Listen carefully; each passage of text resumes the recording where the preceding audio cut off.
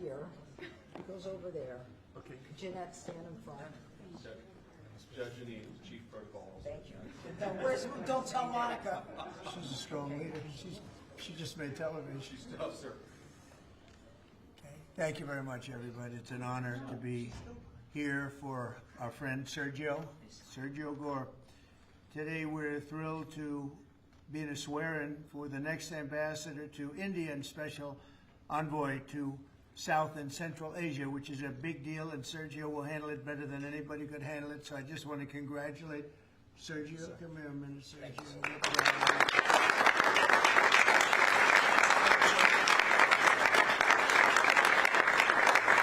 So we are honored to be joined this afternoon by our great Vice President, J.D. Vance. Thank you, J.D. Secretary of State, Marco Rubio. Thank you.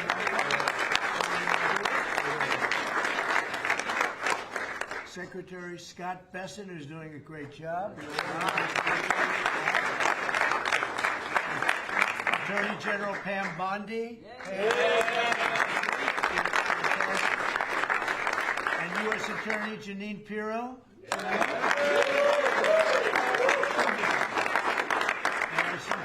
D.C. is a very safe place, Janine, right? Very safe place, and we got to keep it that way. Yes. Along with Senators Lindsey Graham, Jim Risch, Tommy Tuberville, and Katie Britt. And I will give you an exemption because, you know, they're supposed to be right now in the Senate. And if you guys want to sneak out, nobody will see you leaving. Do you want to do that, Lindsey, or do you want to stay for Okay, you sneak out anytime you want. Thank you. We don't want to screw up any votes, do we? Amen. Okay, thank you. Thank you for being here. But we're also very honored to be joined by Mrs. a very special woman who I unfortunately have seen a lot of lately on television for the wrong reasons. A woman who is great, who Charlie said is the greatest of anybody he knew, best friends and best everything, Erika Kirk. So thank you very much.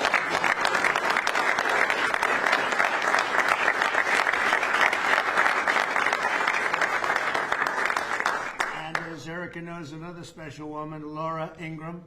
Where's Laura? She's here someplace. Thank you, Laura. And many other true American patriots, great people.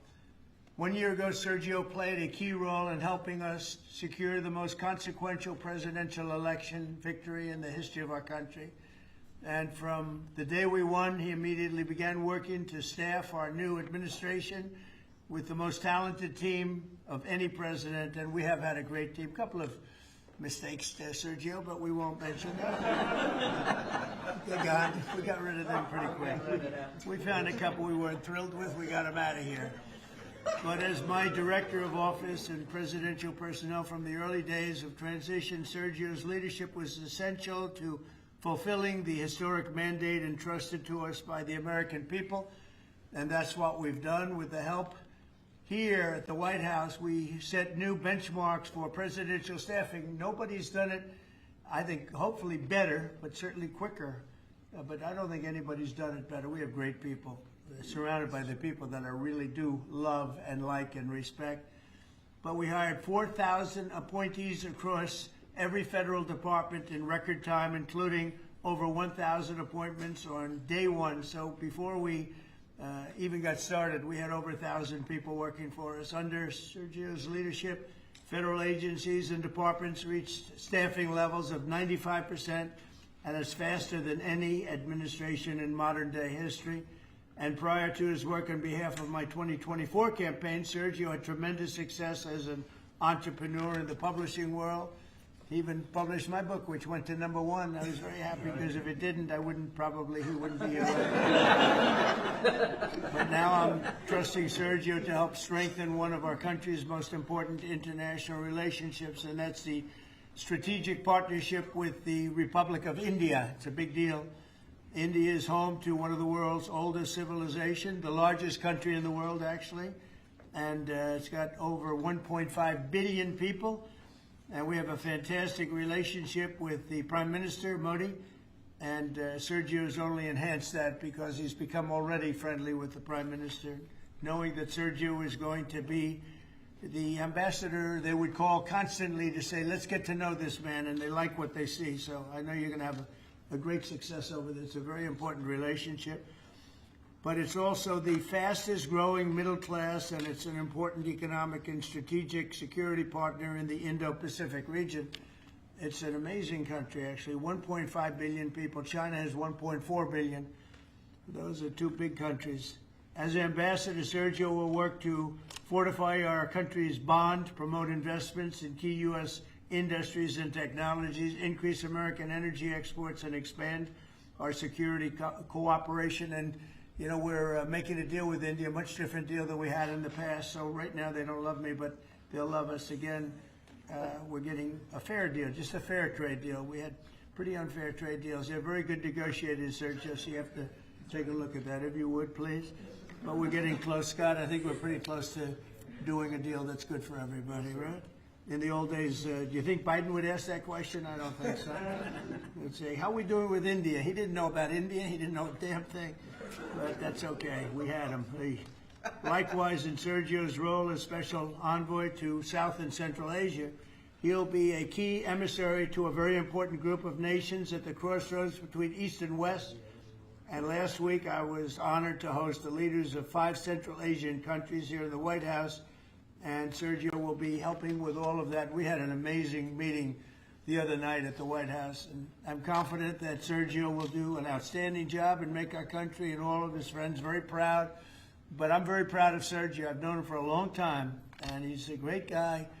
And most people love him. Some people don't like him so much. I'll be honest with you, Sergio. Some people, when they don't like Sergio, they don't like him. But when they like him more than anybody.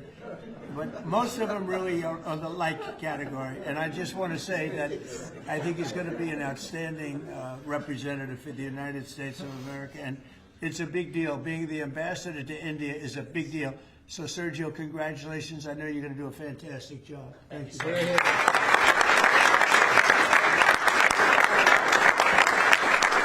Mr. Vice President, swearing.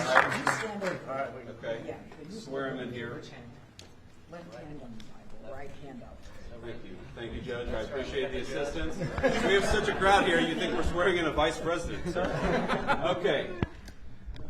Please repeat after me.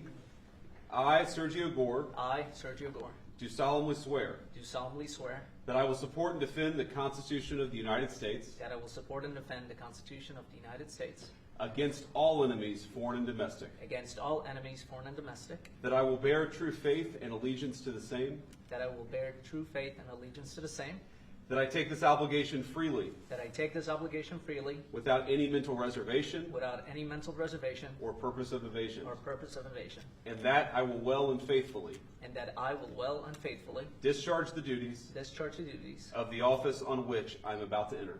of the office of which I'm about to enter. So help you God. So help me God. Congratulations, Mr. President.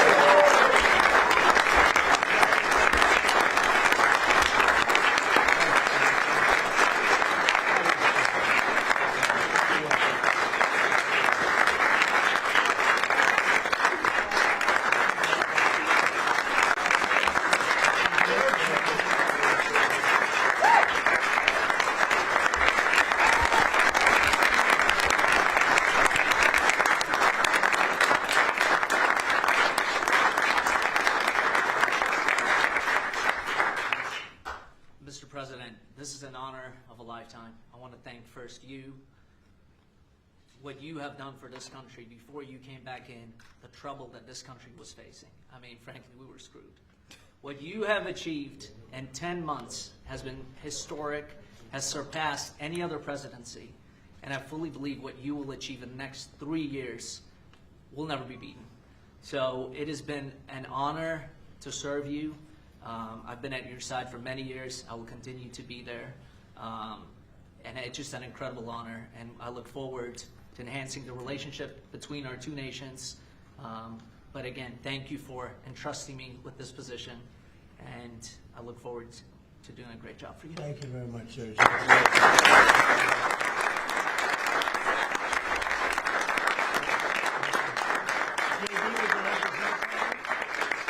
Well, thank you, sir. First of all, congratulations, Sergio. You're going to be a great ambassador, a great representative to the country of India, which the President and I both love.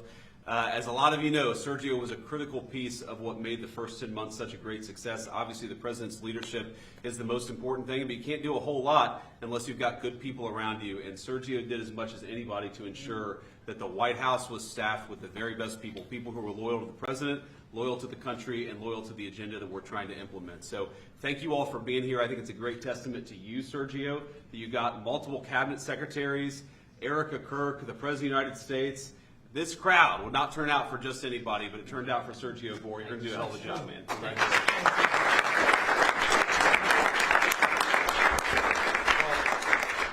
Just to echo what Sergio said, Mr. President, you've done a lot for this country, more than any other president has in such a short period of time. And part of that is putting together a phenomenal team. And I know Sergio was instrumental in helping you achieve that. And so we think he'll do a great job. This is a very impressive collection of people. There are almost 1.5 billion people in the Oval Office right now. but Sergio's going to do a phenomenal job. Those of us who've known him, so many of his friends that are here and family as well, that know how hard he works, 24 hours, 7 days a week. And that's what it takes to work in this administration, because of how much you're pushing our country forward around the world and here at home. And we know Sergio will do a great job. So congratulations, Sergio. You're going to do a phenomenal job. Thank you. Thank you. Janine, please. Well, I'm very proud to be here with Sergio, my friend, who's been my friend for many years. He is someone who is loyal, he is trustworthy, and he works as hard as anyone I know. And Mr. President, there is in this room a group of people who love you, who believe in you, and who are so proud to be in this Oval Office and to be part of this amazing day, because you have changed the course of America. You, and thank you, Sergio, for what you've done. God bless you both. Thank you.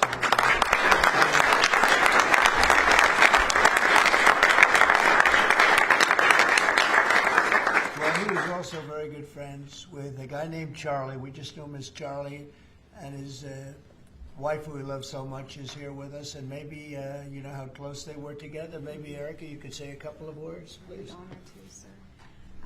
Charlie loved you. It's hard not to get emotional because I know that he would have been the first phone call when he found out that you were going to be taking this position. And the way that I was able to witness the two of you work together for years and to champion and support the president was absolutely humbling to witness. And I am so proud of you.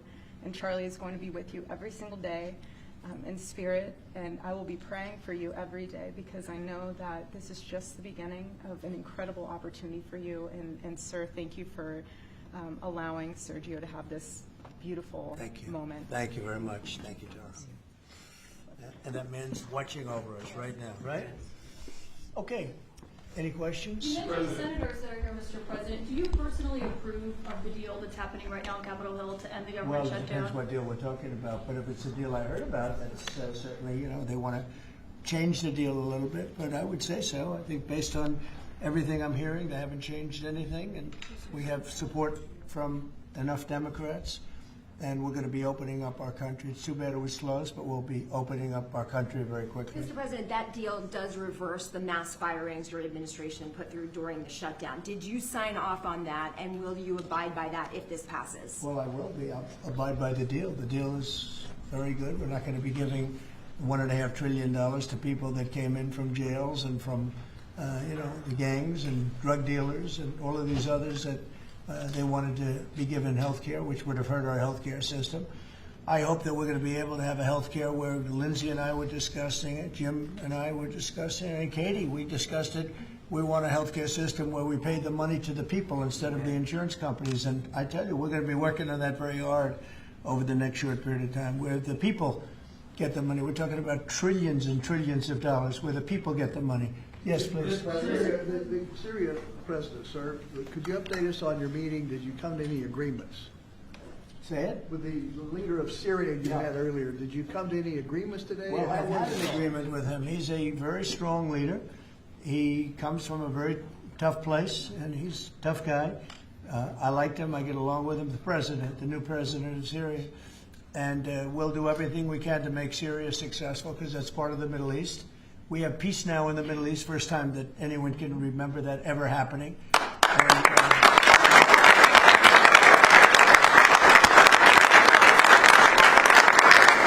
And as you know, Syria is a very big part of the Middle East, very important part. If you look back at Syria for years, they had the doctors, the lawyers, they had so many of the great intellects. It's an amazing place with great people, and we want to see Syria be successful along with the rest of the Middle East. So I have confidence that he'll be able to do the job, absolutely. President, on India, how close are you to a deal, on a trade deal with India? Are you Right. willing to consider lowering the current tariff rate? Well, right now the tariffs are very high on India because of the Russian oil, and they've stopped doing the Russian oil. It's been reduced very substantially. Yeah, we're going to be bringing the tariffs down. What kind of level are we talking about here? I mean, How at close some are you? point, at some point we're going to be bringing them down. Without tariffs, this country would be in such trouble, as they were for many years. That's why we owe $38 trillion.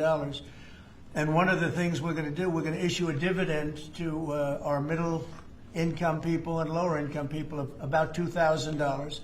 And we're going to use the remaining tariffs to lower our debt. We're going to be lowering our debt, which is a national security thing.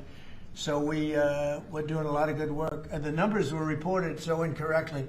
The real numbers are trillions of dollars have been taken in or gotten in terms of investment from the tariffs.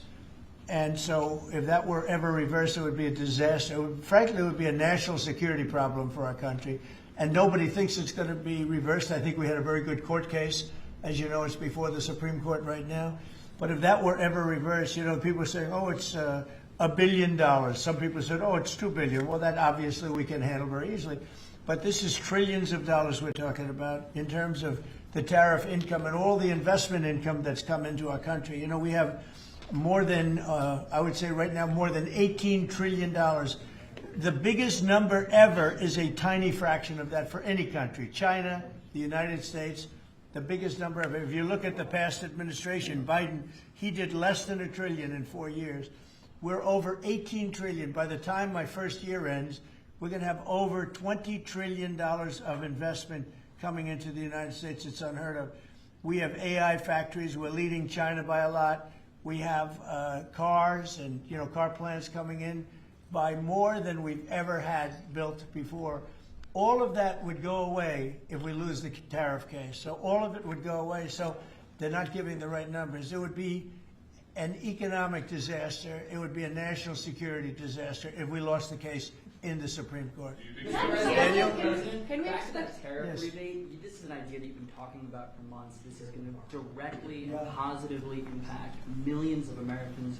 Why was this important for you to do, and when can Americans expect that rebate? So I've been talking about it for a long time, the dividend to people that, have suffered under the Biden administration. So Biden had the highest inflation in history, and we now are at a very low point. We're going to be hitting 1.5% pretty soon. So we're at a low point, and he was a high point. We did that. Food prices are way down. It's all coming down. And the biggest decrease, of course, is energy. And, as goes energy, goes everything else. Because when energy comes down, the oil, the electric, I think you're going to see $2 gasoline or something very close to that. In fact, we're already in the twos, but I think you're going to be seeing very soon $2 gasoline. That's like the equivalent of a massive tax cut. But in addition to that, the great big beautiful bill gives you a very, very big tax cut. And then you have no tax on tips, no tax on Social Security, and no tax on overtime for the middle income and for even, frankly, anybody. But you have no tax, and the no tax on tips has turned out to be a tremendous thing. But when you think no tax on tips, no tax on overtime, and no tax on Social Security for our seniors, it's the great big beautiful bill, which has been mischaracterized. But now people they don't want to talk about it because it's so good, the enemy, because it's so good for everybody. It's the greatest piece of legislation ever passed in the history of our country in terms of size. And hence they call it the big beautiful bill, or the one big beautiful. I call it the great big beautiful bill. It's an amazing bill for the middle class. It's an amazing bill for jobs. We've never passed anything like it. And in my first administration, so we had the greatest economy. Everything was good, but we're really outdoing it this time because we have investments coming in largely because of tariffs, and I think because of November 5th, the election result. But we have investments coming in like we've never had before. The deal in the shutdown, Mr. President, includes a vote. Behind you, Caitlin, behind you. Thank you, Katie. On Syria, can we expect an announcement on a pact between Syria and Israel, or an announcement on them joining the anti-ISIS Yeah, you coalition? can expect some announcements on Syria. We want to see Syria become a country that's very successful, and I think this leader can do it. I really do. I think this leader can do it. And people said he's had a rough past. We've all had rough pasts, but he has had a rough past, and I think, frankly, if you didn't have a rough past, you wouldn't have a chance. He gets along very well with Turkey, with President Erdogan, who's a great leader. Erdogan's a great leader, and very much in favor of what's happening in Syria. We have to make Syria work. Syria is a big part of the Middle East, and I will tell you, I think it is working and really well. We're working also with Israel on, getting along with Syria, getting along with everybody, and that's working amazingly. As you know, Hamas has given us back numerous bodies. It sounds pretty gruesome, but it's something the parents want more than if their son had been living. Hard to believe. I've seen all of the parents, so many of the parents, and getting back the body of their son, their dead son, is as vital to them, as important to them, as if the boy was generally the boy was alive. And as you know, over the last 4 or 5 days, we've gotten a lot of the additional bodies that they said they were going to. They've worked very hard to do that. So we have peace in the Middle East. It's a great thing, and nobody's ever seen anything quite like it. After your meeting with the Syrian president today, Mr. You President. posted last week about your talks with Switzerland. We're reporting that you're near a deal that would lower their rate to With 50. Switzerland? Yeah. We're working on a deal to get their tariffs a little bit lower because. 15% is what we're hearing. No, I haven't said any number, but we're going to be working on something to help Switzerland along. We hit Switzerland very hard. We want Switzerland to remain successful, and we're a part of Switzerland in the sense that they've been a very good ally. Yeah, we're working on them and some others, and we're working on others to increase them a little bit too. How close is it with Switzerland? Switzerland? What, do you have something to do with Switzerland? No, I'm just He wants to buy a watch. He wants to buy a watch. He wants to buy a nice watch. He's a cheese. He wants to buy a nice Rolex. Right? We'll give Rolex some publicity. This Rolex has been, they've been very nice, No, look, it's a beautiful country. It's a small country, but economically very big. So we're working on something. After Caitlin? a meeting with the Syrian president earlier today, Marjorie Taylor Greene, who is a big ally of yours, said that she would rather see you focused on nonstop domestic policy meetings here at the White House instead of nonstop foreign policy meetings. What's your response to her saying that, and also saying that grocery prices are up and not down, as you've said? Yeah, so I don't know what happened to Marjorie. She's a nice woman, but I don't know what happened. She's lost her way, I think. But I have to view the presidency as a worldwide situation, not locally. I mean, we could have a world that's on fire where wars come to our shores very easily if you had a bad president. We had a horrible president, and we ended up with Russia-Ukraine, and we ended up with other disasters, too. Don't forget, I put out 8 wars, 9 to come. I think I'll get the other one taken care of. But I put out 8 wars. And look at the damage that Russia-Ukraine has done to us as a country. I mean, we spent $350 billion. We're not spending any money anymore. Now they pay us through NATO. I got NATO to go from 2% to 5%. Well, that's very important. When you're president, you really sort of have to watch over the world because you're going to be dragged into it otherwise. You're going to be dragged into a world war. I think if I weren't president, first of all, that war would have never happened if I was president. And if I weren't president, that war could have led to World War III. It won't. It's not going to anymore. But when I first got in, I said, wow, this situation could lead to World War III. And I got NATO together. I got everybody together. But with all of that, I passed a great, big, beautiful bill, which is the biggest tax cuts in the history of our country. So when somebody like Marjorie Taylor Greene, who's now catering to the other side, I don't know what, I guess she's, got some kind of an act going, but I'm surprised at her. But when somebody like Marjorie goes over and starts making statements like that, it shows she doesn't know. I don't devote a lot of my time. Let me give you another example. China. China was going to hit us with rare earth. Now, everybody says, oh, what does that mean? Magnets.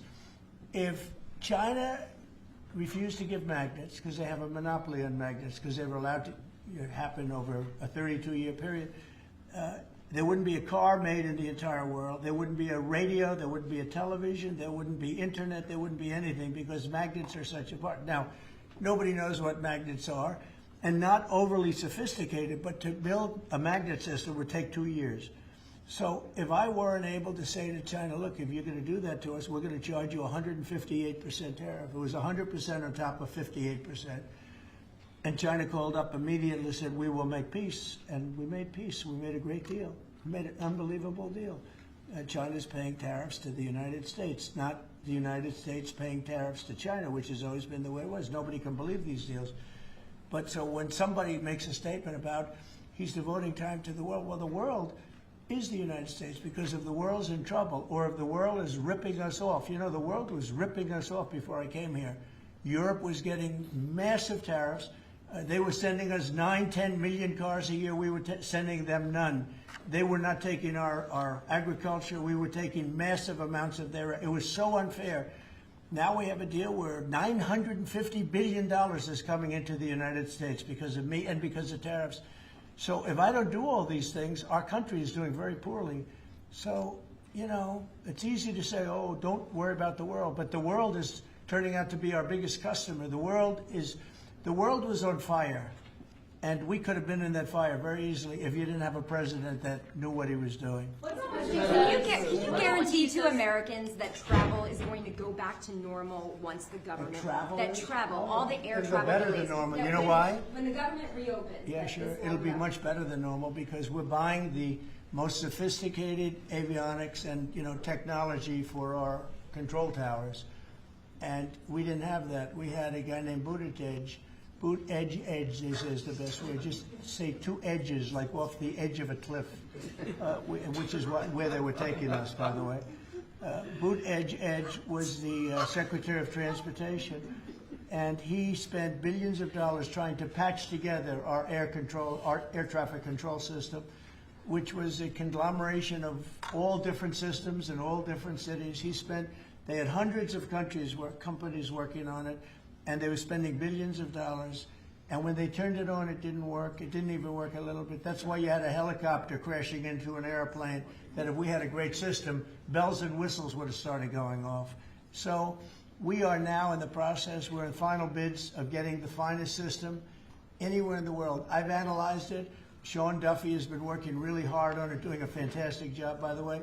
And over the next 2 or 3 weeks, we'll be handing out the finest air traffic control system anywhere in the world. All the towers will be equipped.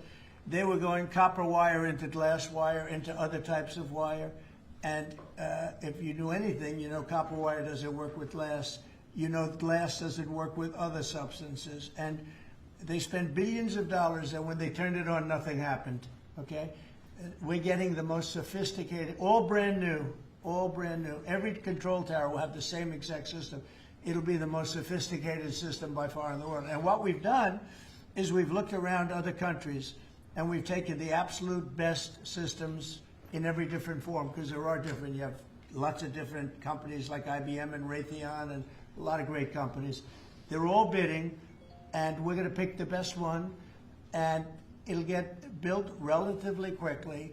And we are going to have the greatest air traffic control system anywhere in the world. Thank you very much, everybody. Air traffic control.